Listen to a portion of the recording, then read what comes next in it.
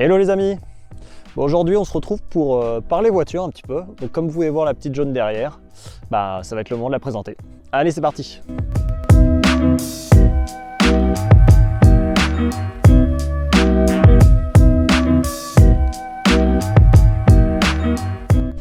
On est donc avec une Fiat Cinquecento, donc le nom de voiture le plus dur à dire du monde.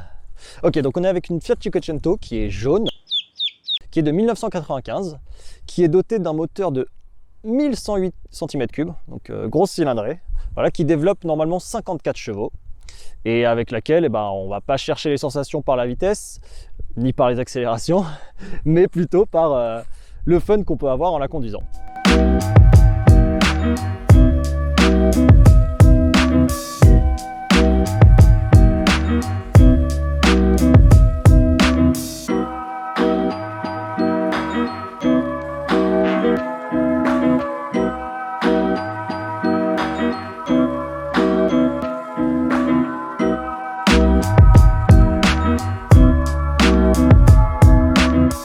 Donc cette Cinquecento, ça fait un peu plus de 2 ans maintenant que je l'ai. C'est une voiture que j'ai achetée pour m'amuser, pour apprendre un petit peu la mécanique, parce que ça reste de la conception un peu simple et surtout très accessible, avec des pièces pas trop chères, on va pas se le cacher. Et ça m'a permis d'apprendre à faire de la mécanique de base, quoi. Et puis en ayant une voiture qui a un petit look sympa, sans tomber dans les prix exorbitants des Youngtimers et de toute la nouvelle réputation qu'on leur connaît. Donc cette Cinquecento, je me suis amusé à la remettre un petit peu en état, à la civiliser si on peut dire, parce qu'elle était légèrement dépouillée. Il manquait par exemple une moquette, un ciel de toit et quelques autres éléments comme ça. Et une fois avoir remis un peu plus d'origine la voiture, j'ai voulu la pimper un peu. Donc rajouter par exemple un petit volant sport et des sièges un peu plus baquets, un peu plus sport. Donc quelques petits éléments qui me font un peu plus apprécier la voiture.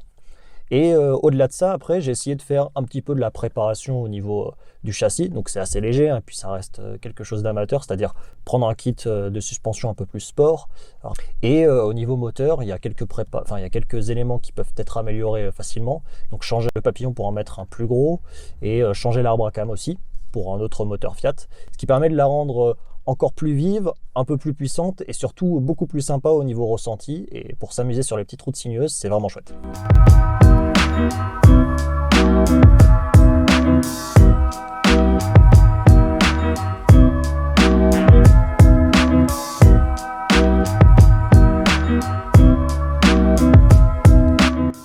Donc comme je l'ai dit, c'est pas la voiture la plus puissante du monde, hein, loin de là.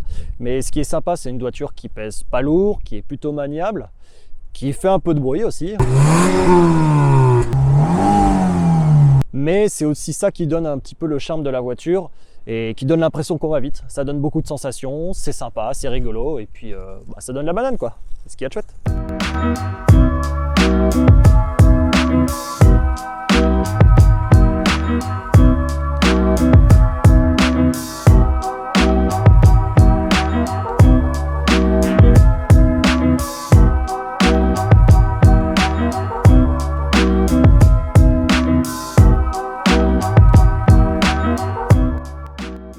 J'espère que cette petite vidéo de présentation de la voiture vous aura plu. Et puis on se retrouve une prochaine fois pour une autre vidéo. Allez, salut!